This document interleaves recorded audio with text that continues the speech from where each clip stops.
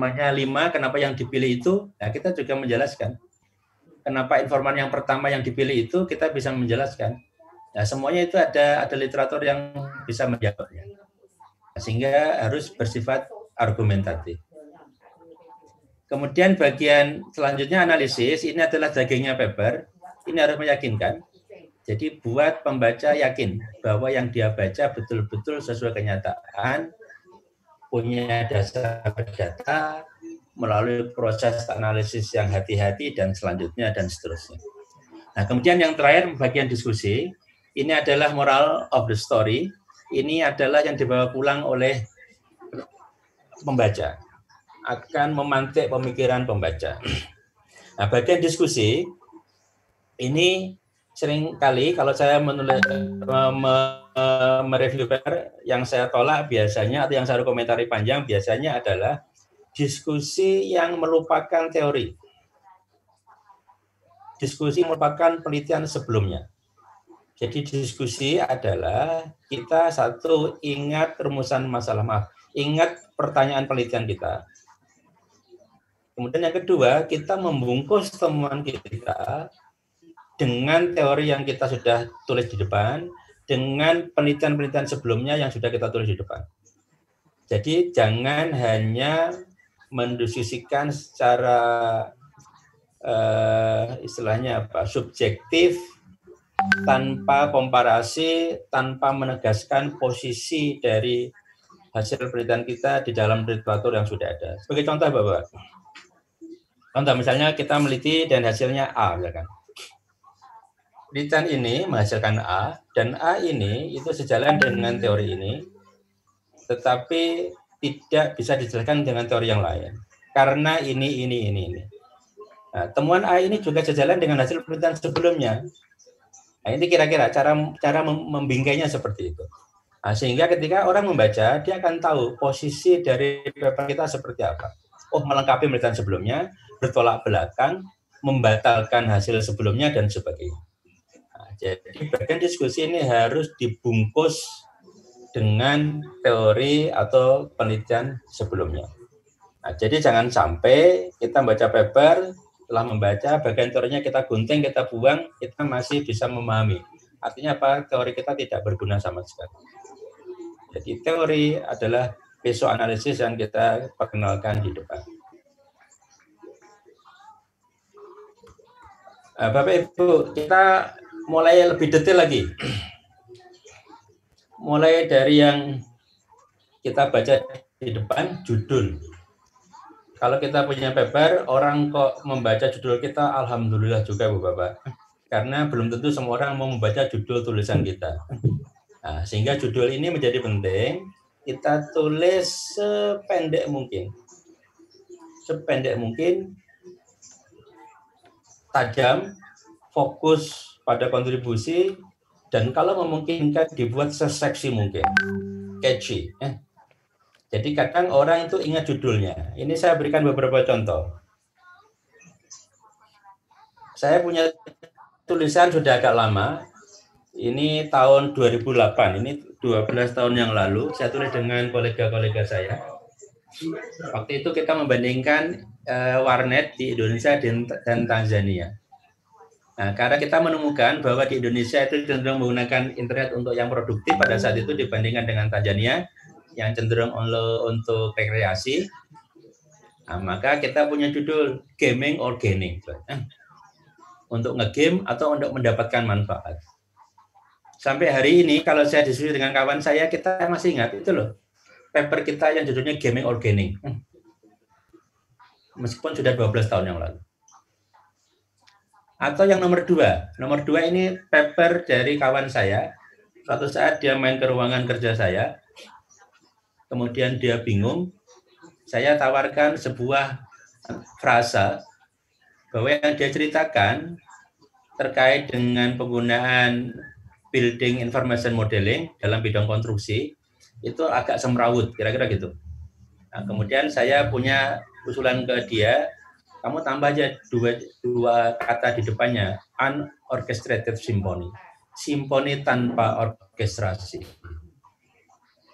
Nah, ketika saya ketemu dengan dia, Merzbrock ini, nah, kalau kayak diskusi paper tinggal kan itu loh yang unorchestrated symphony paper. Nah, jadi membuat bahasa yang mudah diingat dan itu menggambarkan isi paper. Atau ini ada sangat singkat, judulnya cuma 3 kata. Ini tulisan dari guru saya. Action Design Research.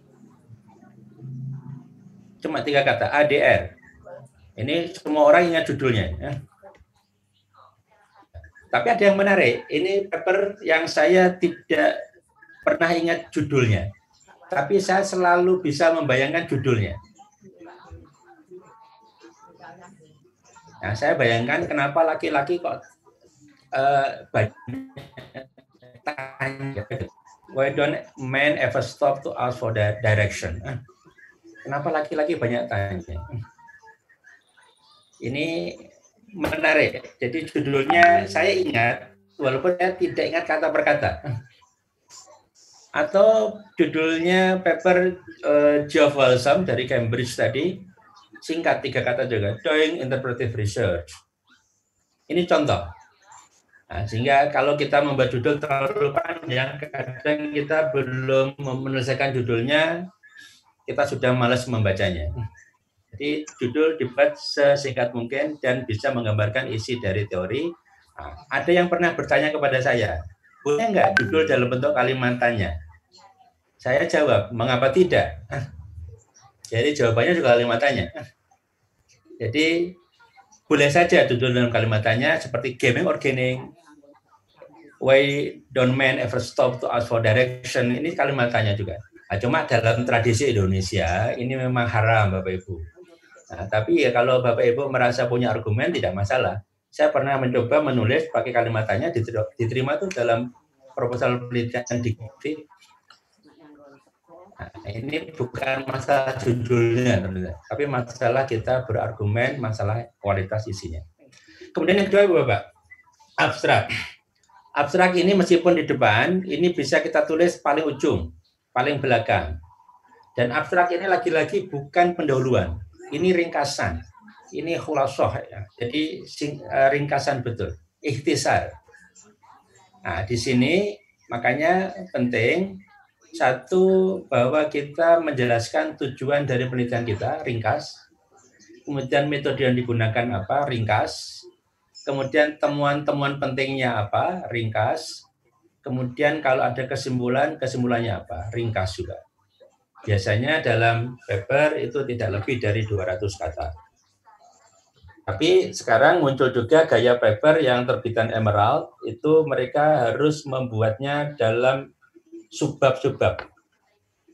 Nah, kita ikuti saja. Tapi tetap harus ringkas. Ini bagian abstrak. Bagian pendahuluan, ini lagi-lagi satu tidak boleh terlalu panjang. Kemudian isinya apa? Nah, ada banyak madhab yang menjelaskan, ini saya tuliskan 2 di sini. Yang pertama menjelaskan mengapa topik ini penting. Bukan menarik saja. Menarik itu subjektif. Kalau penting insya Allah lebih objektif. Kenapa penting? Kemudian yang kedua, kontribusi kita apa? Terus kemudian struktur paper kita seperti apa? Ini biasanya paragraf terakhir. Atau dalam bahasa yang lain yang bawah ini. Jadi bagian pendahuluan harus menjelaskan, menjawab siapa yang peduli. Kalau kita menganggap penting bagi siapa? Apakah hanya bagi kita? Kalau kita bilang menarik bagi siapa? Ini menjadi penting untuk kita jawab. Kemudian apa yang sudah kita ketahui, apa yang belum kita ketahui, terus ngapain? Ini juga kita jawab di sana. Kemudian kontribusinya apa? Apa yang kita pelajari? Nah, ini ada 2 madhab Bapak untuk pendahuluan. Ada yang menawarkan langsung menuliskan kontribusinya apa. Misalnya kontribusinya singkat 1, 2, 3. Ditulis di bagian pendahuluan. Ada madhab yang lain menganjurkan tidak perlu. Pastikan ketika Ibu memilih madhab pertama, kontribusi ditulis 1, 2, 3, maka di bagian ujung paper kita ketika kita menulis kontribusi harus konsisten 1, 2, 3. Jangan di depan ditulis 1, 2, 3, di belakang hanya kita tulis 1, 2. Nah, ini menjadi penting. Kenapa? Karena bisa jadi kita nulis pendahuluan hari ini, nulis bagian belakang 5 bulan lagi atau 1 tahun lagi. Nah, ini penting. Karena saya hari ini juga punya banyak paper yang sudah istirahat lama 3 tahun, 5 tahun, dan insya Allah akan menunggu untuk disentuh lagi. Jadi banyak paper yang belum tuntas. Nah, ini saya lewat saja. Nah, ini bagian literatur review, Bapak. Tadi saya singgung sekilas di depan, seringkali kita membuat parade paper, parade review paper. Dan itu nampaknya perlu kita ubah. Jadi harus kita kunyah dulu. Kita tidak memberikan detail, tapi memberikan rangkuman. Contoh Bapak Ibu tadi sudah saya berikan, atau contoh lain supaya ingat, kalau paper A membahas bawang, cabai, merica, paper yang B membahas merica, gula merah, garam, paper C membahas bawang putih, bawang cabai keriting dan lain-lain. Ada 100 misalnya. Ya, jadi yang kita tawarkan, oh ini bisa membuat 4 sambal loh. Sambal bawang, sambal terasi, sambal baja, dan sambal hijau. Udah, yang diingat 4 aja. Tidak perlu ingat semua ingredientnya. Karena kalau kita bicara paper yang dituliskan kadang itu detailnya. Jadi di bagian ini yang kita ingat adalah konsep-konsep besarnya. Dan itu harusnya menginspirasi. Jadi Bapak Ibu tinggal mengingat tadi ada 4 sambal, sambal bawang, sambal terasi, sambal baja, dan sambal hijau. Udah, itu saja bawa pulang. Tidak perlu mengingat merica, kemiri, cabai keriting, dan yang lain-lain. Nah, ini penting. Dan ketika kita mengkritisi, pastikan kita tetap sopan. Ini penting.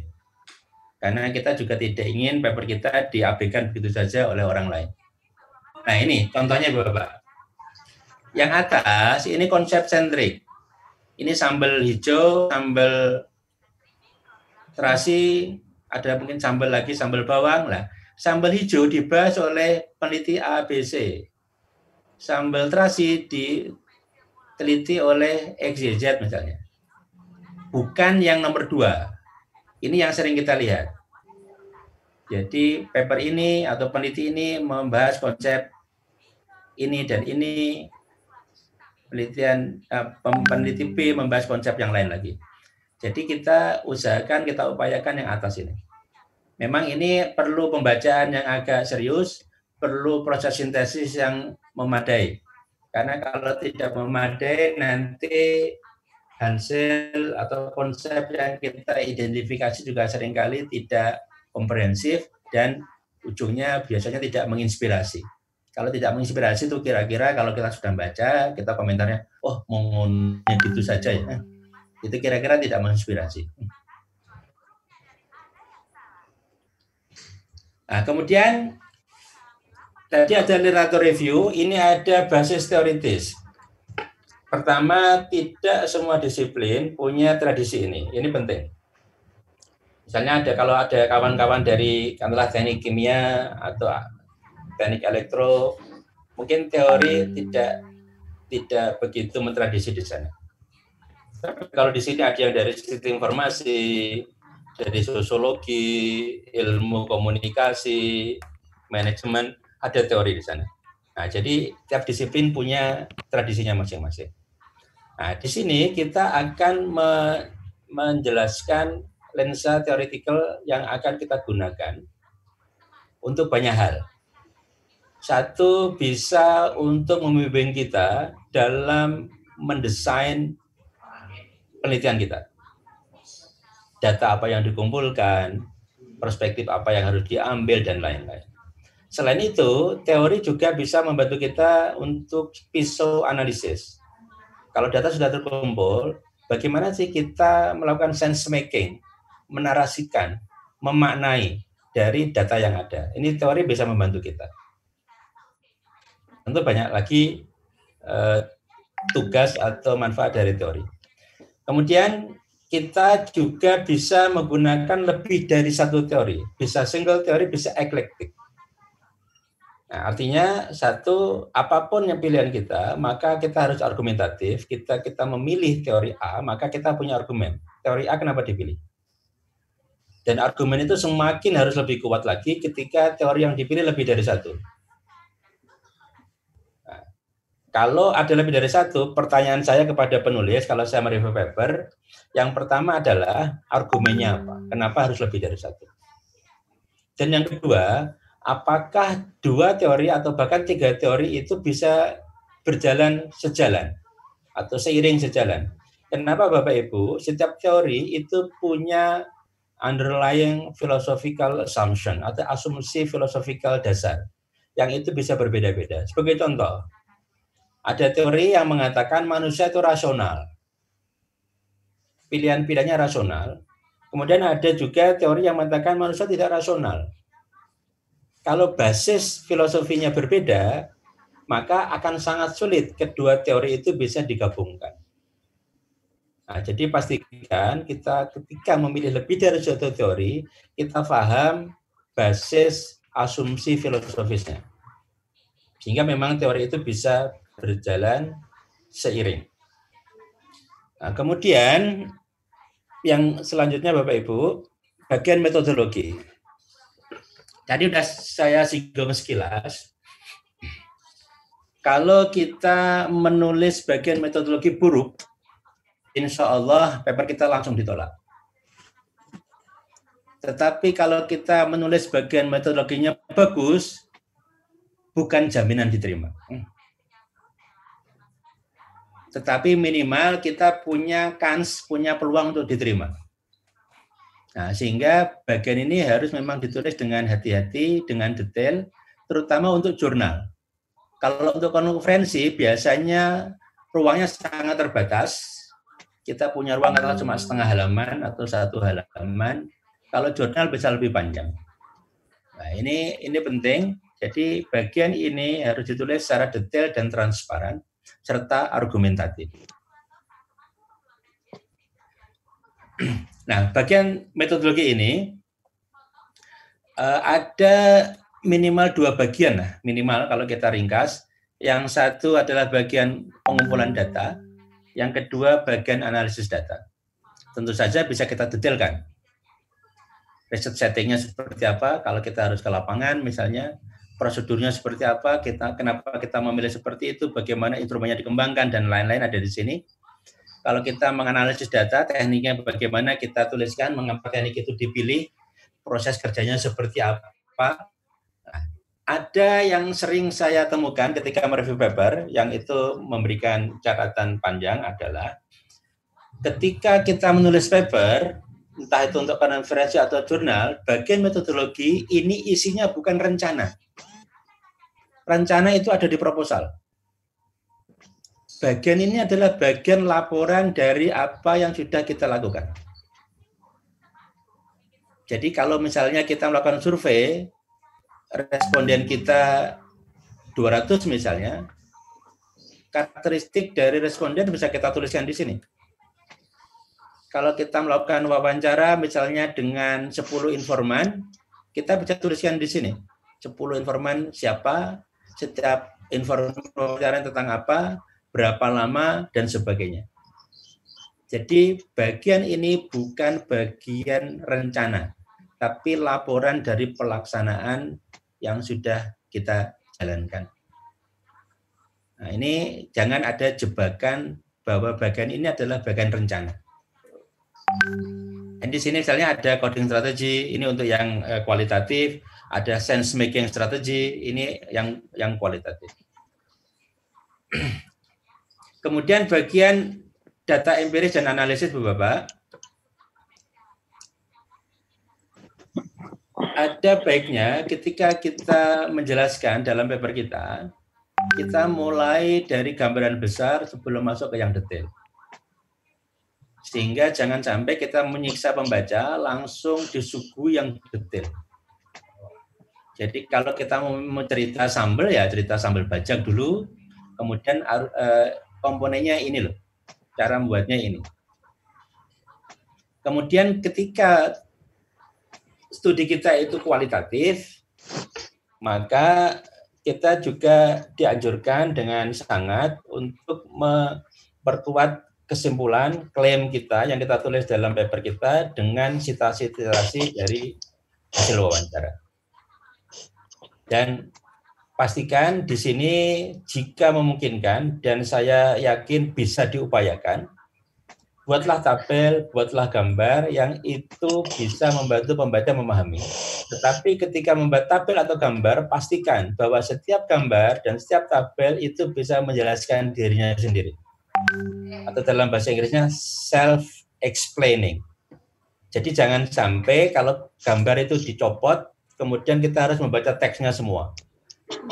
Jadi gambar itu harus self-explaining, tabel juga harus self-explaining. Nah ini tantangan juga tersendiri. Bagaimana membuat gambar yang bisa dipahami secara intuitif. Nah, ini bagian diskusi. Jadi sudah saya singgung sekilas. Di sini adalah bagaimana kita membungkus temuan penelitian di antara belantara literatur yang ada. Kita bungkus. Kita bandingkan apakah ini mengonfirmasi, apakah ini berlawanan, apakah ini melengkapi, apakah ini bertentangan dengan penelitian sebelumnya, dan lain-lain. Kemudian pastikan di sini kita ingat lagi pertanyaan penelitian kita. Nah, jadi pertanyaan penelitian ini menurut saya sangat penting, dan ada yang mengatakan pertanyaan penelitian yang baik ini seperti separuh penelitian. Saya personal waktu sekolah dulu, saya butuh 6 bulan untuk menemukan pertanyaan penelitian. 6 bulan, betul-betul 6 bulan. Nah, karena itu penting untuk membimbing saya selama 3 tahun ke depan. Jadi setiap apa yang saya lakukan, analisis yang saya lakukan, data yang saya kumpulkan, itu harus punya kontribusi menjawab pertanyaan penelitian yang saya sudah buat di depan. Nah, ketika di sini, maka kontribusi kita munculkan. Dan di sini kita juga bisa menjelaskan bagaimana pengetahuan baru ini bisa menambah wawasan kita, melengkapi pengetahuan yang sudah ada, dan jangan lupa bagaimana temuan ini atau kesimpulan yang ada, misalnya temuan yang sudah ada di sini yang hasil analisis kita, itu bisa kita generalisasi. Nah, lagi-lagi Bapak, di Indonesia, kalau boleh jujur, tradisi penelitian positivistik itu lebih kuat, lebih kencang dibandingkan penelitian yang interpretif. Nah, sehingga ketika kita berbicara generalizability, maka biasanya adalah generalizability dari sample to population. Sampelnya berapa, populasinya berapa. Jadi ini adalah generalisasi yang sifatnya statistikal. Jadi masalah keterwakilan, representativeness dari sampel terhadap populasi yang ada. Ini pola pikir positivistik, tidak ada yang salah. Yang salah adalah ketika pola pikir ini kita terapkan untuk penelitian yang menggunakan pendekatan interpretif. Nah, ketika menggunakan pendekatan interpretif yang sifatnya kualitatif, maka generalisasi yang ada itu bukan sample to population atau subject to experiment, tetapi temuan ke teori atau ke teori tandingan. Ini generalisasinya agak berbeda. Nah, jadi pastikan betul kita menanyakan pertanyaan yang tepat untuk setiap model paradigma penelitian yang sesuai. Jadi kalau kita menggunakan paradigma positivistik digunakan untuk mereview, menilai penelitian interpretif, maka tidak akan sambung. Ini persis pergi ke masjid, tanya kapelnya di mana, nggak akan ketemu. Nah, kalau tanya kapel di gereja, kalau tanya mimbar ada di masjid, kira-kira seperti. Jadi jangan kita menggunakan paradigma positivistik untuk menilai yang interpretif misalnya. Nah, jadi inilah pentingnya Bapak, kita juga memahami beragam paradigma dalam penelitian.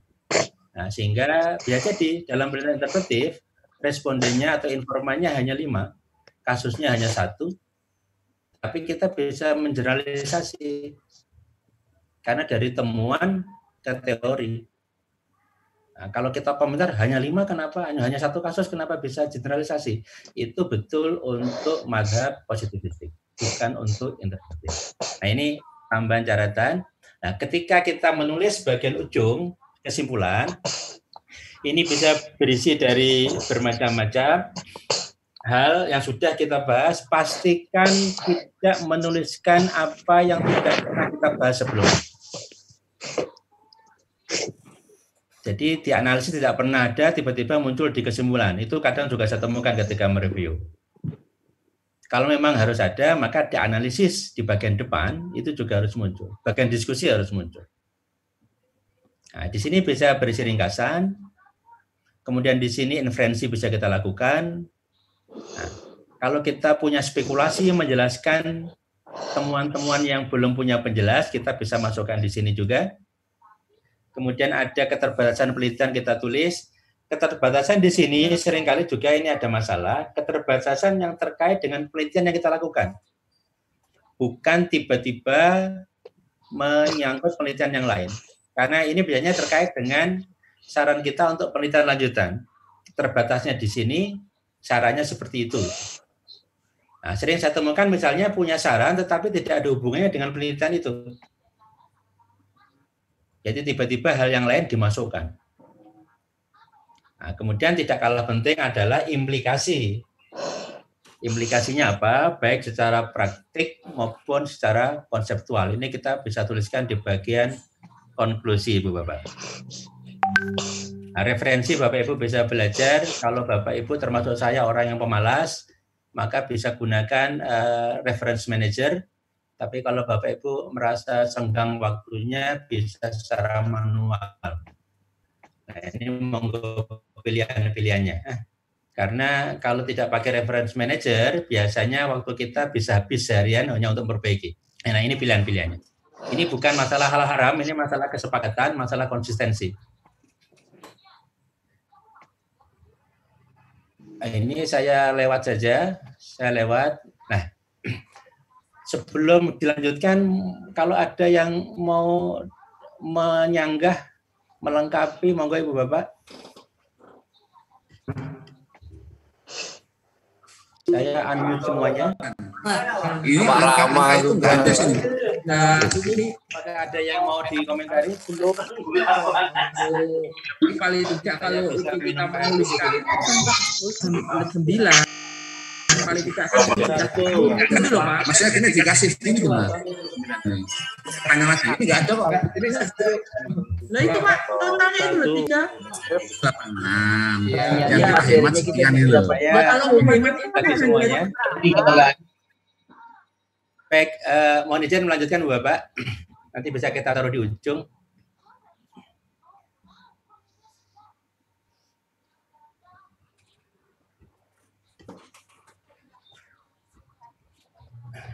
Baik, ini kita mulai diskusikan bagaimana kita memilih jurnal.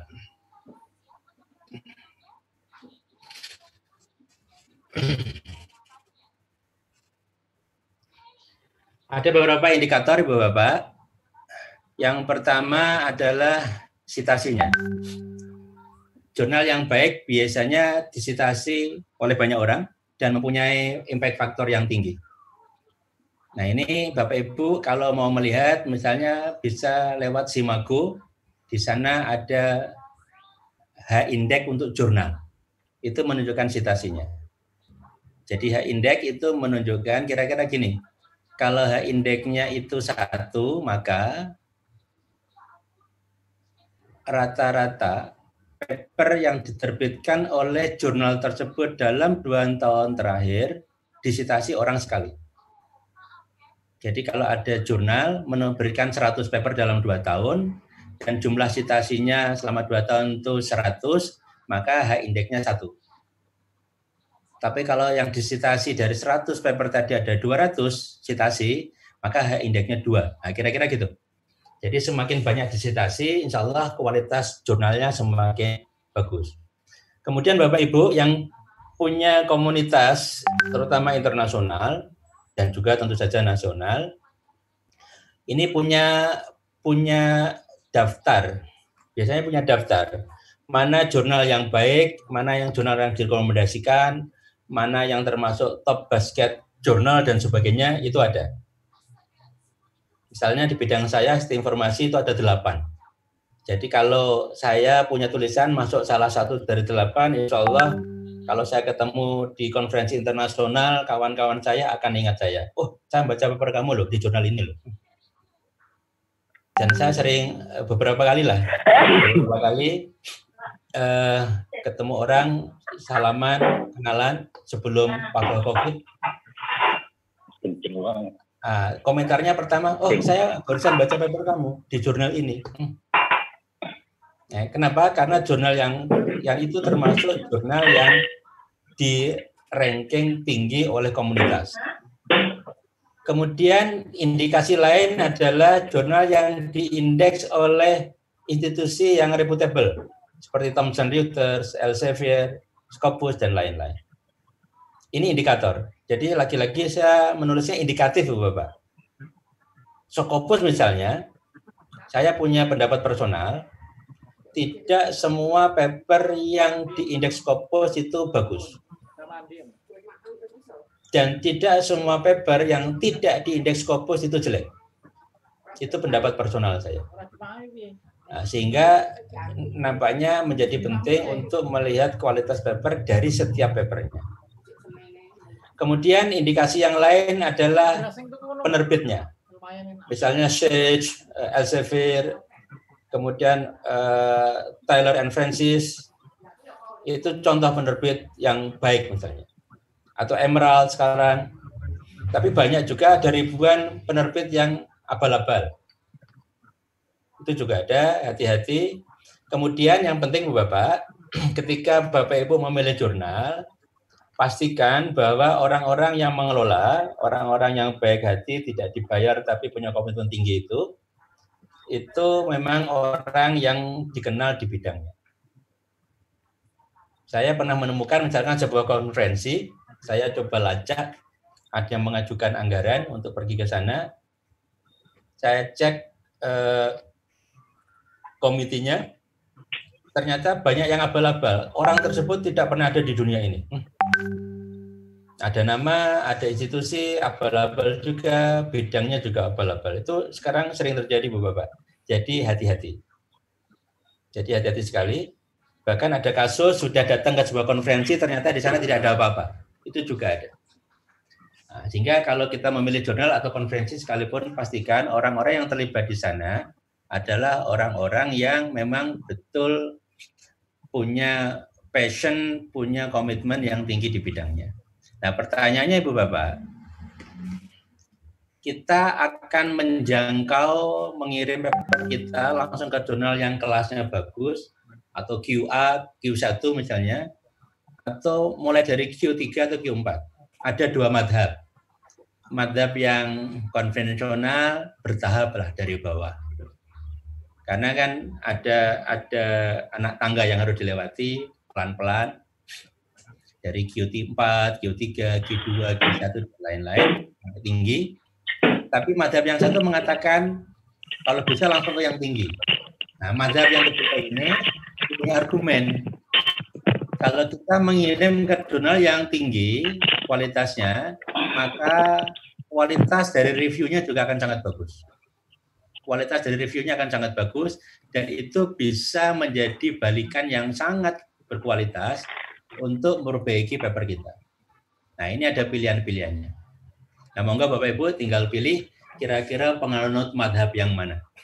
Tapi pastikan Bapak Ibu, kita yang menulis paper itu biasanya tahu kualitas paper kita seperti apa. Saya personal misalnya, saya tahu paper saya ini hanya kualitas konferensi. Saya tidak kirim ke jurnal.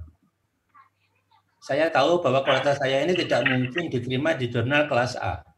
Maka saya memilihnya di kelas B. Jadi pengalaman mereview dan lain-lain sangat membantu menentukan kelas. Bahkan ketika misalnya ada jurnal yang meminta paper konferensi saya untuk diterbitkan, saya akan lihat dulu. Ketika saya tulis ulang dalam jurnal, ada nggak kontribusi baru yang bisa saya munculkan? Kalau data yang ada ternyata sudah saya peres, sampai kering dan saya tulis dalam paper konferensi, maka saya tidak bisa meres lagi menambahkan kontribusi, saya akan tolak biasanya. Karena apa? Karena saya tidak mungkin menambahkan kontribusi baru di paper yang baru. Nah, ini juga penting untuk melihat dari kualitas paper kita masing-masing. Nah, Bapak Ibu, ini agak teknis. Ketika kita mencari jurnal, selain indikasi yang di depan tadi, kita bisa juga gunakan ini. Misalnya, kita bisa melihat paper yang kita kutip, paper-paper bagus yang kita kutip untuk jurnal kita, tulisan kita, itu dari jurnal mana. Itu salah satu cara untuk melihat mana jurnal yang relevan. Atau jika Bapak Ibu kesulitan, Bapak Ibu bisa gunakan tools ini. Ini ada contoh dua, yang satu dari Elsevier, satu dari Springer. Bapak Ibu bisa gunakan. Kalau boleh saya demokan sekilas. Saya stop share, nanti akan saya share lagi. Saya share. Ini misalnya, ini jurnal Suggester dari Springer Nature. Misalnya saya punya paper, saya kasih judul ini paper lama. Saya tulis di sini. Kemudian saya punya abstrak. Saya tulis di sini. Ini misalkan. Kemudian kita pilih areanya. Misalnya areanya saya pilih Business and Management misalnya. Maka kalau kita klik,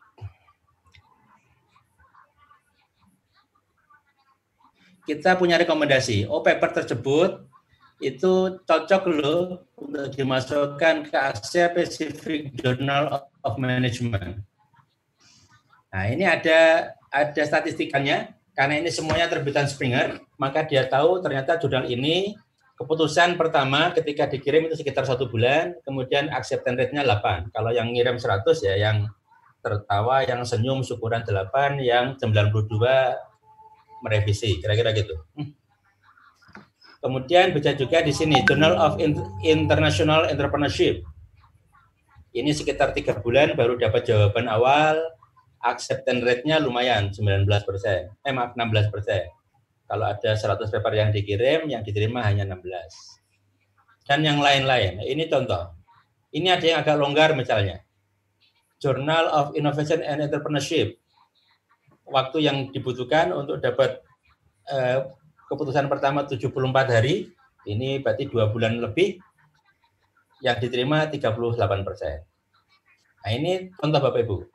Ada yang sampai ini berapa bulan ya? 3 bulan lebih baru dapat ini. Jadi dapat waktu 3 bulan itu termasuk yang wajar Bapak. Kita ngirim dapat komentar pertama dalam waktu 3 bulan termasuk yang wajar. Kenapa Bapak Ibu? Karena yang jadi reviewer juga orang-orang sibuk semua. Mereka biasanya dikasih waktu sekitar 3 bulan oleh jurnalnya. Meskipun praktek hari ini biasanya mereka mencoba mempercepat. Nah, sebulan itu paling cepat. Sekarang misalnya kalau saya diminta mereview sebuah jurnal, itu saya dikasih waktu sebulan. Ya meskipun itu volunteer, sukarela, tapi tenggatnya sangat ketat. Kalau saya terlambat sehari, langsung ditagih, 2 hari langsung ditagih. Kalau 3 kali ditagih oleh stafnya tidak mempan, yang menagih editor in chief-nya. Nah itu biasa. Ini Bapak Ibu contoh mencari jurnal yang pas untuk paper kita. Nah, kita kembali ke presentasi.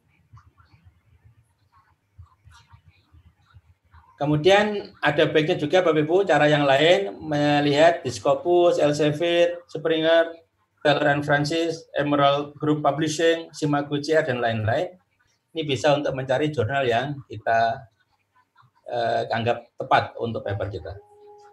Nah, pastikan ketika kita memilih jurnal, kita lihat ini, skopnya. Setiap jurnal punya tradisinya dan punya preferensi. Contoh di bidang saya, ada jurnal yang menyukai tulisan yang konseptual, teksturnya. Kalau sangat empirikal justru ditolak, atau sebaliknya. Nah, jadi pastikan skop dari skop itu maaf, topik yang dijangkau atau theoretical empirical, ini juga bisa kita lihat.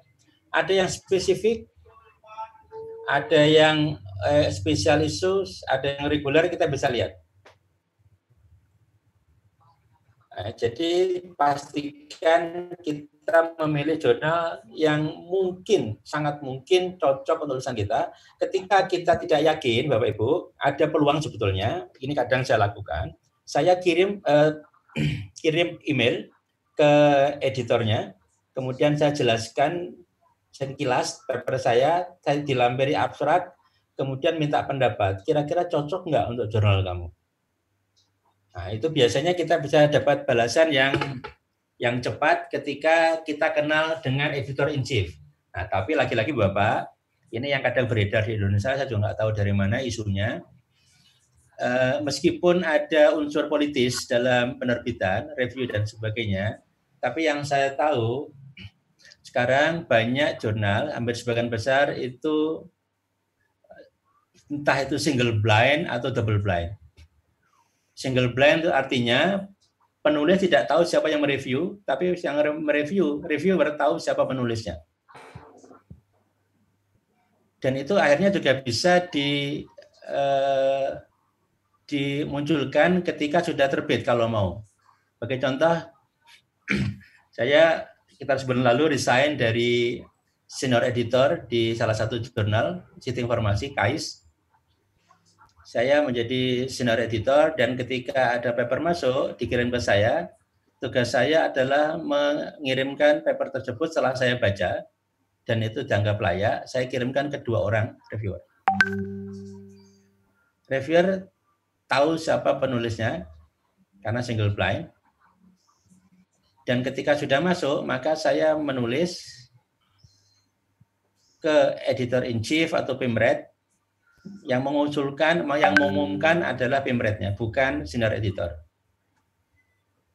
Nah, ketika sudah terbit, sudah diterima, ada peluang. Saya ditanya, Bapak mau namanya dituliskan sebagai associate editor atau tidak dalam paper?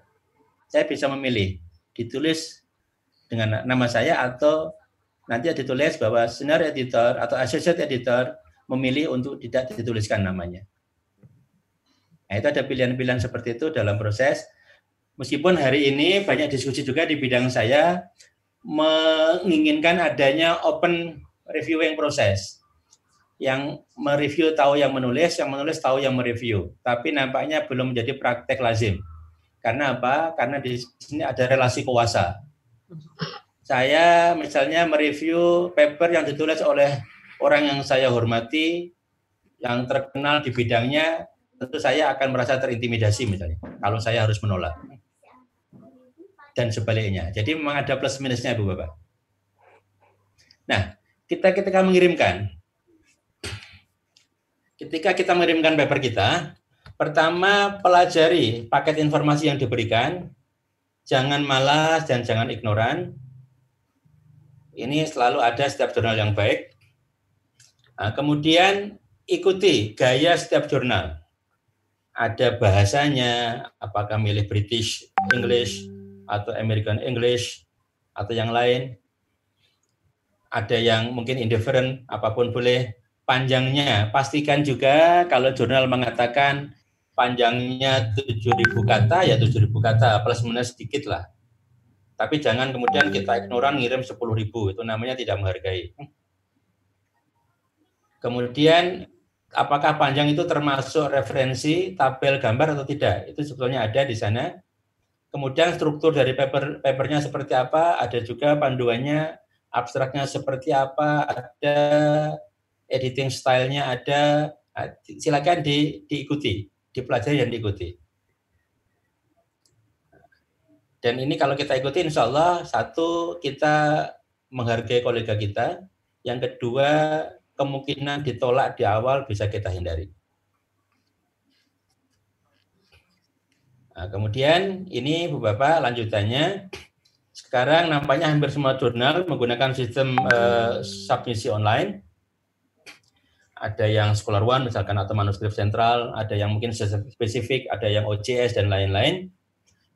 ketika mau kirim, pastikan, ini Bu Bapak, ini seringkali kita abaikan. Satu, baca ulang paper kita. Jadi kadang keluar, selesai langsung kita kirim. Saya pernah mengomentari sebuah paper, ketika saya membaca abstraknya, saya temukan typo ada 5. Saya komentari, kalau Anda malas membaca, ngapain saya harus membaca? Karena ini tidak menghargai kolega. Jadi baca ulang. Nah, ada baiknya juga kalau kita punya kolega yang baik hati, suruh baca. Paham nggak dia? Ada nggak argumen kita yang lemah? Ada nggak ruang-ruang yang bisa diperbaiki dan sebagainya? Itu peluang untuk mendapatkan masukan dari kolega kita, terutama yang satu bidang. Atau kalau kita ingin mendapatkan masukan dari bahasanya, kolega kita yang lebih pandai, lebih cakap di bidang bahasa Inggris misalnya. Atau kalau kita punya sumber daya yang memungkinkan, kita kirim ke profesional copy editor. Kita kirim banyak sekarang layanan seperti itu. Nah, supaya apa? Supaya jangan sampai paper kita ditolak di awal tuh gara-gara bahasa Inggris kita yang belepotan. Ya, bahasa Inggris kita nggak bagus tuh, nggak masalah, temannya banyak, karena kita memang bahasa Inggris bukan bahasa ibu kita. Nah, tapi pastikanlah kalau kita mau mengirim ke jurnal, bahasa Inggris kita cukup layak untuk dibaca, dipahami. Jadi jangan sampai misalnya judulnya ada salah, atau abstraknya banyak salah dan lain-lain. Kemudian ada jurnal yang menginginkan kita untuk membuat cover letter, Ibu Bapak. Jadi membuat semacam surat pengantar, menjelaskan jurnal kita, strength point-nya di mana, kita menjual ide kita, menjual argumen kita. Dan bahkan ada beberapa jurnal menginginkan kita untuk memilih associate editornya atau senior editornya siapa. Nah, ini biasanya bisa dideteksi dari topik penelitian yang dihasilkan oleh senior editor atau associate editor. Sebagai contoh, suatu saat saya pernah diminta oleh penulis dari Malaysia, dari Hong Kong. Dari Hong Kong, ketika mengirim ke KAIS, saya diminta jadi senior editor, waktu itu namanya associate editor. Kenapa? Karena saya pernah menjadi associate editor untuk topik serupa, kasus di Malaysia misalnya. Nah, jadi nama kita yang muncul sebagai associate editor di jurnal itu bisa menjadi referensi para penulis kira-kira associate editor yang pas untuk paper saya siapa. Nah, lanjutannya Ibu Bapak, terkait dengan merevisi paper. Jadi paper kalau kita kirim itu ada 2 kemungkinan. Satu ditolak. Kalau ditolak ini pastikan kita bersyukur juga kepada reviewer karena tadi sudah mengalokasikan waktunya, energinya membaca paper kita dan menulis review gratis. Dan pastikan jangan ambil secara personal.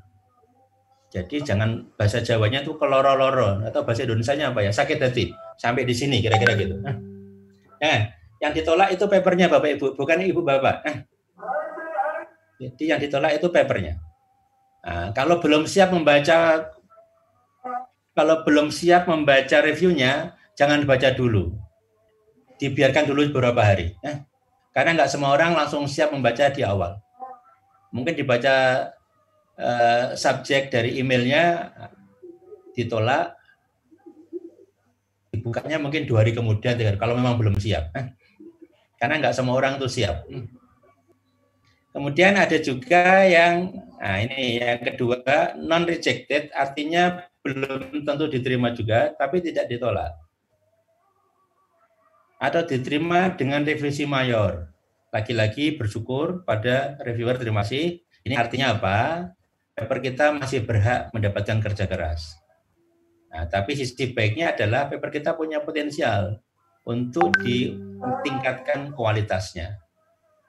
Ini kalau tidak langsung diterima. Dan dapat revisi mayor. Nah, kalau dapat revisi minor, revisi mayor itu bisa kerja keras Bapak, bisa mengganti teori, bisa mengganti analisis dan lain-lain. Nah, revisi minornya lebih sedikit. Tapi lagi-lagi apapun itu, maka setiap komentarnya harus diperhatikan secara serius. Proses ini biasanya sering terjadi. Nah, yang keempat ini accepted as is.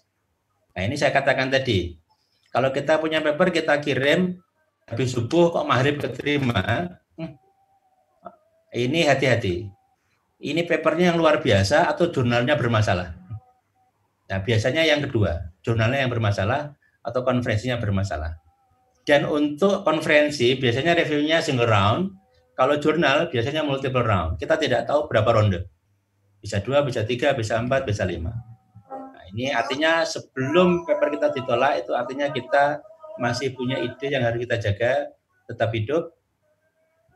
Nah,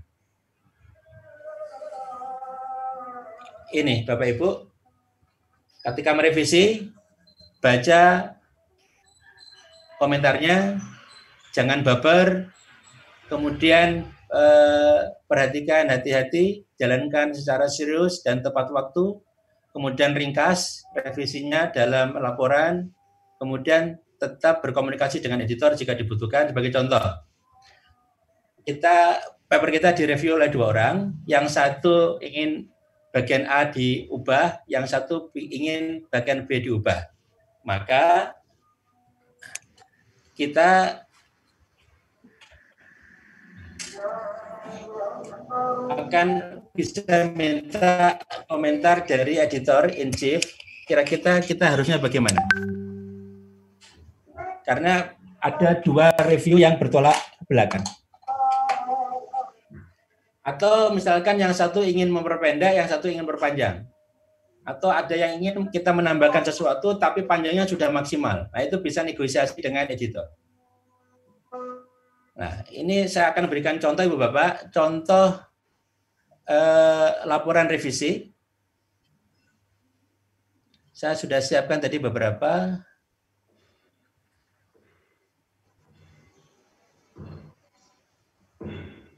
Ini contoh.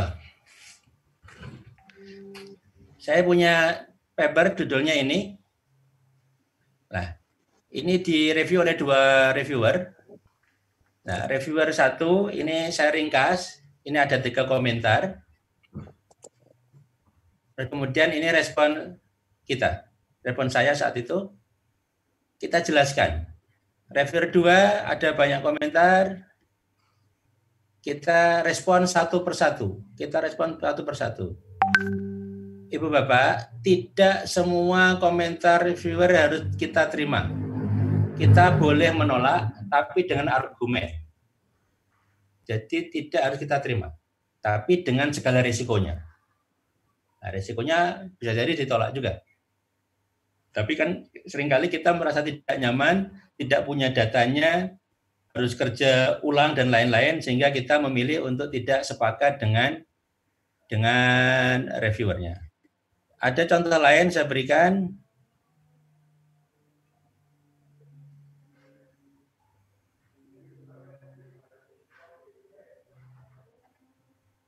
Oh, maaf, sama ya.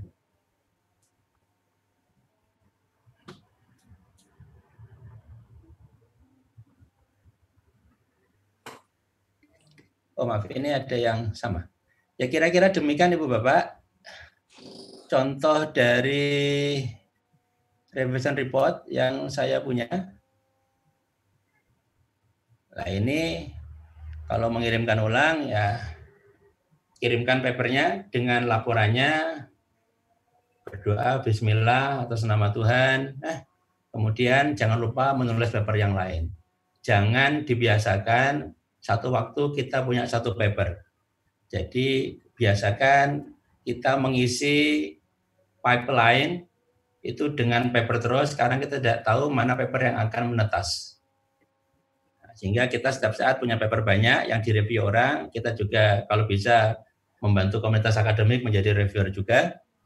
Dengan demikian insya Allah kita akan santai ketika ditolak karena temannya banyak dan kita masih punya amunisi di tempat lain. Ibu Bapak, nampaknya sementara seperti itu. Mohon kalau ada komentar, diskusi, saran, sanggahan, dan lain-lain, saya akan sangat berterima kasih untuk mendengarkan. Baik, dipersilahkan.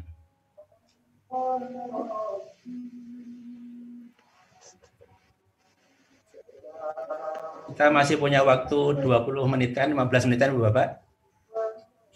Halo, selamat siang, Prof. Selamat siang. Prof. Monggo Ibu Nurul ya.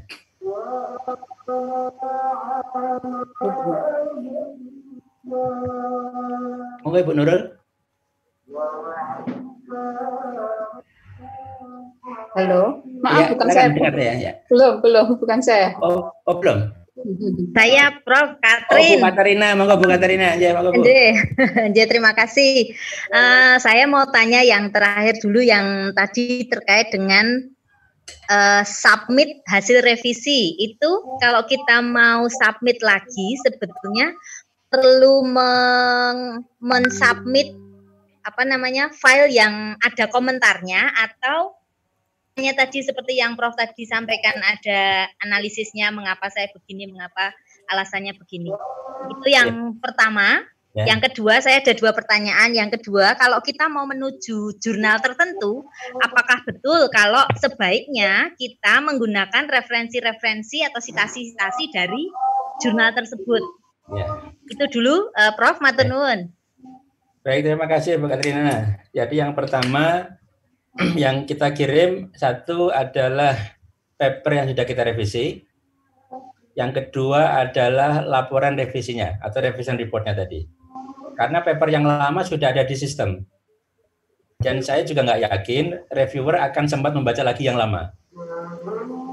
Karena mereka juga orang-orang sibuk, jadi akan sangat mudah bagi mereka dengan bantuan revision report, dia langsung bisa melihat bagian-bagian yang sudah diubah. Itu yang praktek selama ini saya jalankan. Kemudian yang kedua, sitasi ini, nah ini memang ada unsur politis Bu Bapak. Unsur politis, tapi tidak selalu menjamin. Jadi misalnya kadang, contoh sederhana lah, kalau kita mensitasi paper dari jurnal yang kita tuju, itu minimal memberi bukti bahwa topik yang kita diskusikan, kita tulis itu relevan loh dengan skop lingkup dari jurnal yang kita tuju. Ya, minimal ada pesan-pesan yang kita bisa sampaikan ke editor. Selain juga itu juga sebagai wujud lah kita menghargai jurnal yang kita tuju juga. Mereka juga akan bahagia. Apalagi kadang kalau kita tahu misalnya editornya siapa, kadang membahagiakan orang itu kan caranya banyak kan. Kita sitasi juga orang bahagia. Artinya apa? Penelitian dia relevan dengan penelitian kita mengembangkan penelitian dia dan lain-lain. Kira-kira gitu Bu. Ya. Matur nuwun. Monggo Ibu Bapak kalau ada komentar lagi.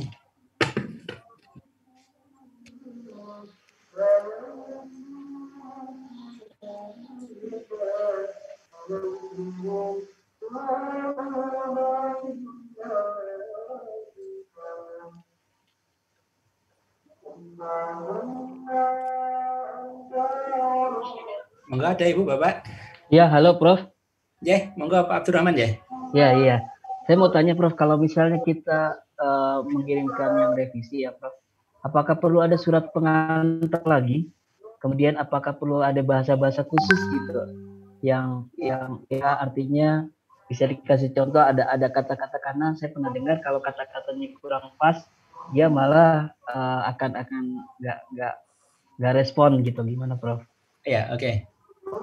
Saat ini nampaknya sebagian jurnal yang mapan itu menggunakan sistem submisi online.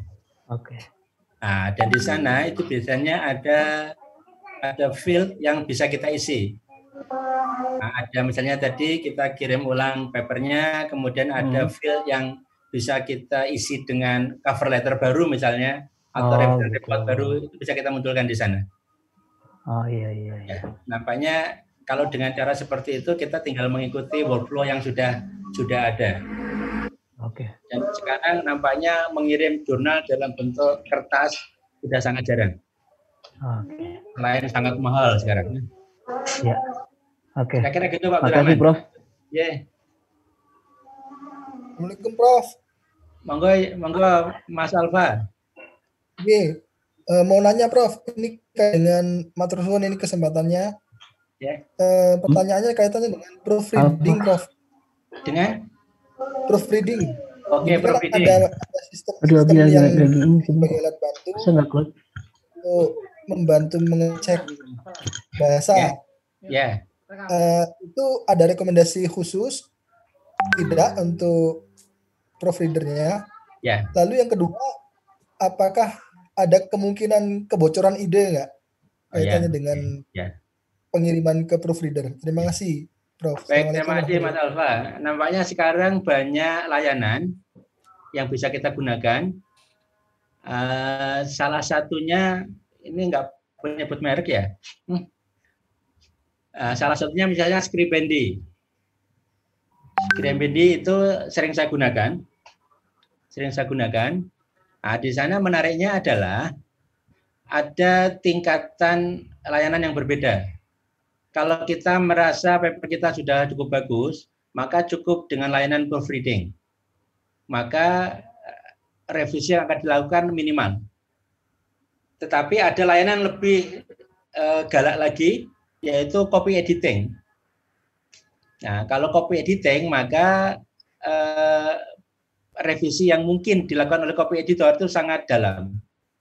Apalagi misalnya Scribendi, kita bisa menentukan kita ingin copy editor dari bidang apa. Mereka akan menunjuk orang yang sesuai. Misalnya dari orang hukum akan dicarikan orang yang background-nya hukum. Nah, sehingga akan membantu kita. Nah, terkait dengan kemungkinan kebocoran ide, ini tidak ada yang bisa menjamin kecuali Allah nampaknya. Tapi mudah-mudahan tidak lah. Terima kasih, Prof. Ya, makasih Mas Alfa. Monggo ada lagi Bu Bapak? Assalamualaikum Prof, saya Willy. Oh, monggo Pak Willy. Prof, pertama saya mengaturkan terima kasih atas tutorial terkait tentang publikasi internasional. Sangat bermanfaat bagi saya pribadi.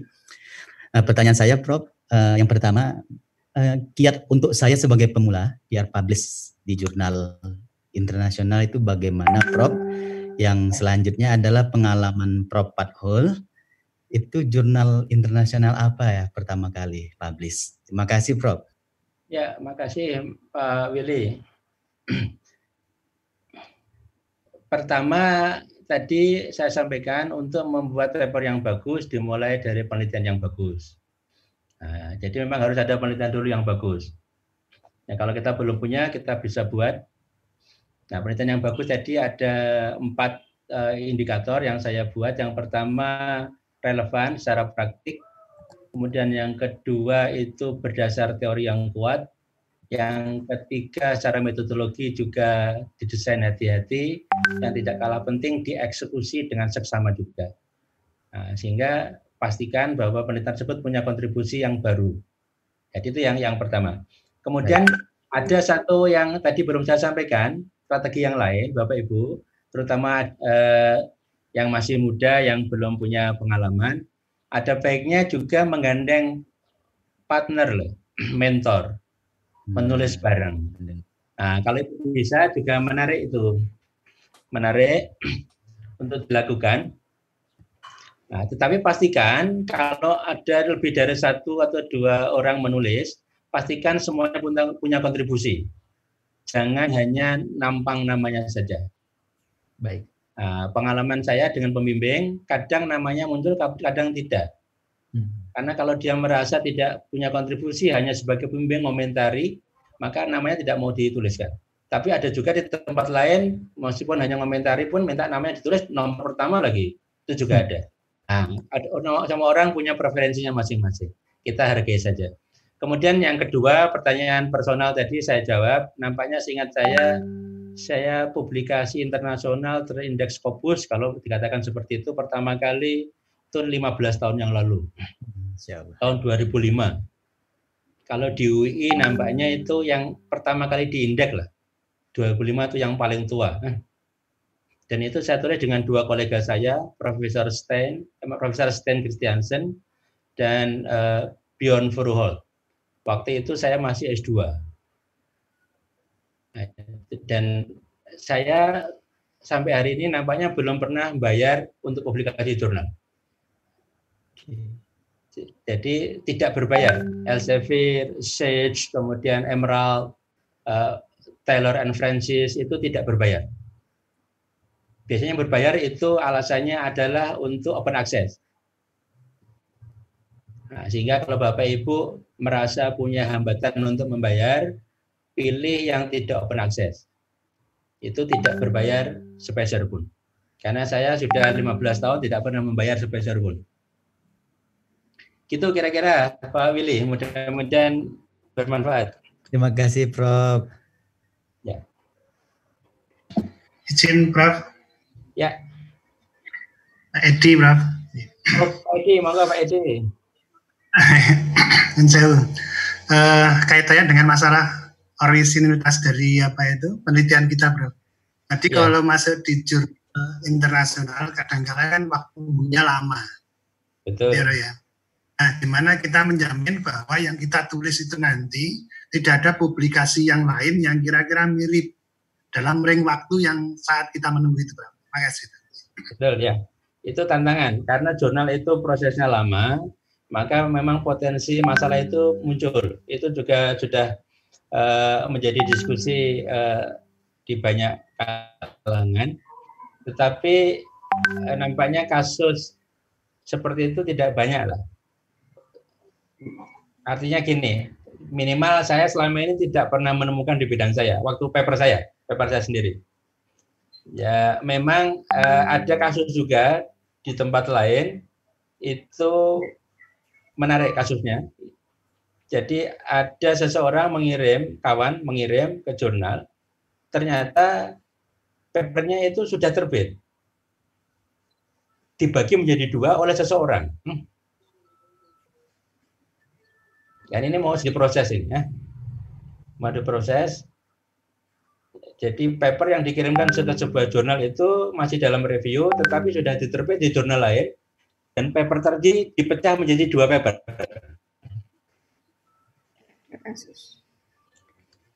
Nah ini kasus kejahatan akademik lah namanya. Ini nampaknya reviewernya yang kecolongan atau reviewernya terlibat dalam sindikat pencurian ide.